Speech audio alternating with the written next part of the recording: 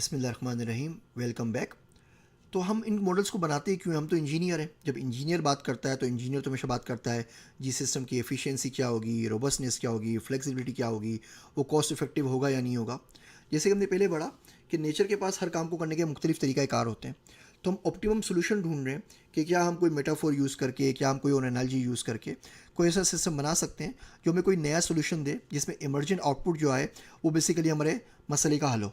ये पूरे का पूरा जो सिस्टम होता है ये बॉटम अप होता है। छोटे छोटे एजेंट्स अपनी सतह के ऊपर कोई काम कर रहे होते हैं, और जब इसको हम कंबाइन करते हैं तो उसका जो कलेक्टिव आउटपुट होता है वो बेसिकली इमर्जेंट होता है। और जो इमर्जेंट आउटपुट होता है it's more than sum of its parts. हम पहले डिस्कस कर चुके हैं सेल्फ ऑर्गेनाइज सिस्टम या स्वाम इंटेलिजेंस के सिस्टम के अंदर हमारे पास मल्टीपल इंटरेक्शंस होती हैं, हमारे पास पॉजिटिव नेगेटिव फीडबैक होता है, हमारे पास फ्लक्चुएशन होती हैं जहाँ पे वो सिस्टम गलती करता है और उस गलती की वजह से किसी न किसी सही नतीजे पे पहुँच जाता है। उसकी एग्जांपल हम आगे देखेंगे। स्वाम इंटेलिजेंस बोनाब्यू का जो मैंने आर्टिकल देखा आपको दिया था पढ़ने के लिए पहले, उसमें बताया गया है कि it is an any attempt to design algorithms and problem solving devices inspired by collective behavior of social insects and other animal societies। ये वही स्वाम इंटेलिजेंस की डेफिनेशन हम ऊपर देख चुके हैं।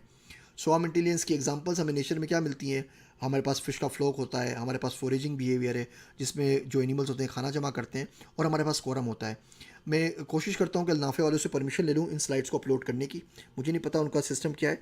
अगर मुझे परमिशन मिल जाती है तो तमाम की तमाम स्लाइड्स में अपलोड कर दूँगा। हर लेक्चर के बाद उसकी स्लाइड्स में अपलोड कर दिया करूँगा ताकि तमाम की तमाम डेफिनेशंस हैं ये आप लोगों के पास आ जाएँ।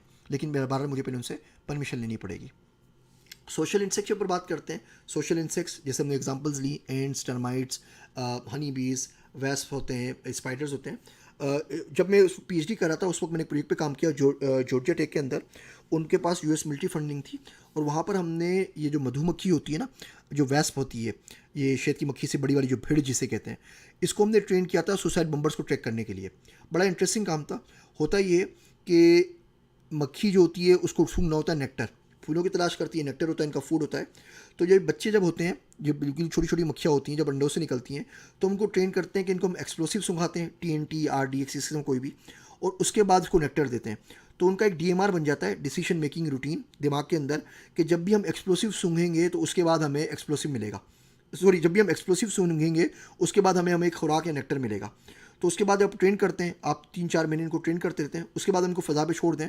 अगर कोई सुसाइड बम्बर होगा जिसने सुसाइड बम्बिंग जैकेट पहनी हुई होगी, अब जैसे हम पहले डिस्कस कर चुके हैं परसेप्शन के अंदर कि जानवरों के अंदर सूंघने की सलाहियत इंसानों के मुकाबले में हज़ारों गुना ज़्यादा होती है। तो अगर आप इनको बिल्कुल क्राउड में छोड़ देते हैं तो जिस शख्स ने सुसाइड बम्बिंग जैकेट पहनी हुई होगी, ये सारी की सारी मधुमक्खी भीड़ जो होंगी पैस उस शख्स के सर के ऊपर जाके खड़ी हो जाएंगी। ना आपने कोई इंफ्रारेड कैमरा यूज़ करना है, ना आपने कोई मेटल डिटेक्टर यूज़ करना है, ना आपने कुछ करना है। और हज़ारों लाखों के मजमे के अंदर बड़ा सारा क्राउड है, डिज्नी वर्ल्ड है, आप उस बम्बर को ट्रेस कर सकते हैं। तो बड़ा इंटरेस्टिंग ये था।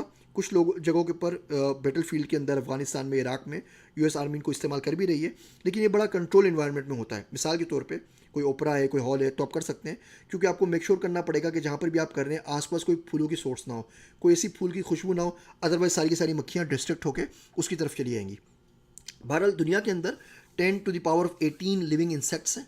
तमाम इंसेक्ट्स में सिर्फ और सिर्फ 2% जो है वो सोशल हैं, और उन 2% में भी 50% जो एंड्स हैं। आपको बात सुन के बड़ी हैरत होगी कि दुनिया में सिर्फ चूंटियों की 70,000 किस्में हैं। अगर एक एंट जो चूंटी होती है उसका वज़न सिंपल 0.2 मिलीग्राम होता है, लेकिन अगर दुनिया में मौजूद तमाम तर चूंटियों का वज़न करें तो दुनिया में मौजूद तमाम तर इंसानों के वज़न के बराबर है, इतनी सारी हैं। दुनिया के अंदर बायोलॉजिकली जो हमारी एवोल्यूशन जो एंथ्रोपोलॉजिस्ट हैं वो हमें बताते हैं कि जो चूंटियाँ हैं वो 100 मिलियन सालों से हैं, यानी 100 मिलियन सालों से चूंटियाँ दुनिया में मौजूद हैं। इलावे के पहाड़ों में भी हमें मिल जाती हैं, और ये अलास्का में भी हमें बर्फ़ के पहाड़ों में मिल जाती हैं। हर किस्म के एनवायरनमेंट सर्वाइव कर जाती हैं। जबकि होमोसेपियंस जो हैं, इंसान जो हैं, इनके मुकाबले में सिर्फ 50,000 साल से हैं। अब कहाँ पर 100 मिलियन साल हैं, कहाँ पे 50,000 साल हैं। चूंटियाँ इतनी ज़्यादा पुरानी हैं। आपने वो कुरान शरीफ में भी हज़रत सुलेमान अलैहिस्सलाम की डिस्कशंस पढ़ी होंगी जो चूंटियों के साथ कर रहे थे। तो बड़ी बड़ी इंटरेस्टिंग क्रिएचर है। बहुत ज़्यादा स्केलेबल होती हैं। हमारे पास जो चूंटियों की कॉलोनी होती हैं वो 30 भी हो सकती हैं किसी कॉलोनी के अंदर, और किसी कॉलोनी में 30 करोड़ तक हो जाती हैं। कुछ कॉलोनी ऐसी हैं जो मीलों मील तक, फ्रांस में कॉलोनी चूंटी की जो मीलों मील तक एक ही कॉलोनी चल रही है, जिसके पास सिर्फ और सिर्फ एक ही क्वीन है, जिसके पास सिर्फ और सिर्फ एक ही क्वीन है, एक ही मलका है। नेगेटिव फीडबैक ये हमारे पास बायोलॉजिकल सिस्टम्स में भी होता है। हमारे पास शुगर की कंजम्पशन होती है ब्लड में, जैसे ही शुगर लो होता है हमारे सेल इंसुलिन को प्रोड्यूस करना शुरू कर देते हैं। हमारे पास पॉजिटिव एग्जांपल भी होती है, जब एंट एक जगह से दूसरी जगह खाना तलाश करने के लिए निकलती है तो अपने जिस्म से एक छोटा सा केमिकल डिपॉजिट करती है जिसको हम फेरोमोन कहते हैं। जब अगली चींटी निकलती है उसी फेरोमोन को सूंघते हुए वो आगे जाती हैं, उस पाथ के ऊपर डेवलप हो जाती हैं। और ये इस एग्जांपल्स को हम अभी थोड़ी देर के अंदर मज़ीद डिटेल के अंदर देखते भी हैं। तो हमारे पास नेगेटिव फीडबैक भी होता है और पॉजिटिव फीडबैक भी होता है, जिसको हम स्नोबॉल इफेक्ट कहते हैं, फ्लक्चुएशन कहते हैं, एम्पलीफिकेशन कहते हैं। और अभी अब एग्जांपल देखते हैं और इस एग्जांपल के अंदर डिटेल में देख लेंगे कि पॉजिटिव या नेगेटिव फीडबैक किस तरीके से काम करता है। ये टर्माइट्स की जो नेस्ट बनता है, ये टर्माइट्स के नेस्ट हैं, ये बड़ी इंटरेस्टिंग चीज़ है। टर्माइट्स के नेस्ट के ऊपर दुनिया भर में रिसर्च हुई है। जब जलजले आते हैं या अर्थक्वेक आते हैं तो टर्माइट्स के नेस्ट को कुछ नहीं होता, ये अपनी जगह पे खड़े होते हैं, आखिर इतने बिल्कुल हल्के से मिट्टी के बने हुए होते हैं लेकिन इनको कोई नुकसान नहीं होता। और अब साइंसदान इनको पढ़ के ऐसी बिल्डिंगें बना रहे हैं जो कि अर्थक्वेक रेजिस्टेंट होंगी, जिसके ऊपर सेस्मिक एक्टिविटीज़ का कोई ज़्यादा असर नहीं होता। पॉजिटिव फीडबैक के अंदर जिस तरह मैंने आपको मिसाल दी कि अगर आपको कोई चीज़ मिलती है, कोई फूड मिल जाता है, तो वापस आते हुए तमाम लोगों को बोलेंगे उस सिमत में जाओ, उस सिमत में जाओ, वहाँ पर मिसाल के तौर पे फूड अवेलेबल है। अब देखते हैं हमारे पास वो सना सफ़ीनास की गुल अहमद की सेल लगी हुई होती है, तो हर रोज़ दूसरी औरत को फ़ोन करके बता रही होती है कि वहाँ सेल लगी हुई है, वहाँ सेल लगी हुई है, वहाँ से कपड़े खरीद लो, वहाँ किताबों की सेल लगी है, वहाँ से किताब खरीद लो। ये सारी पॉजिटिव फीडबैक की एग्जाम्पल्स हैं जो हमारे माशरे के अंदर भी पाई जाती हैं। कभी कभी ये बेड भी होता है, कभी बेड नहीं भी होता। ये फ्लक्चुएशंस की हम बात कर रहे हैं जिसके अंदर हम कोई गलती करते हैं, कोई रैंडम एरर कर देते हैं, कोई रैंडम टास्क को कर लेते हैं और उसकी मदद से कोई और पाथ हमारी तरफ, कोई और रास्ता हमारे लिए खुल जाता है। इंडिविजुअल एरर जैसे हम पहले डिस्कस कर चुके हैं, ये बहुत ज़्यादा अप्रिशिएट किया जाता है नेचर के अंदर, और इसके ऊपर अभी हम एग्जांपल के अंदर इसके ऊपर बात करते हैं।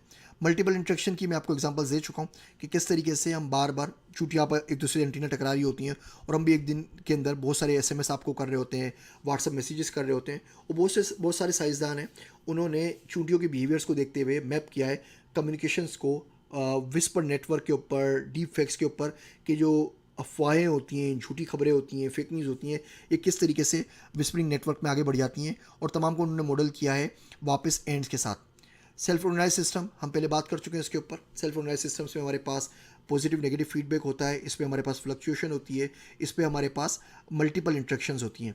इसी चीज़ के ऊपर हम अगले लेक्चर में मज़ीद बात करते हैं।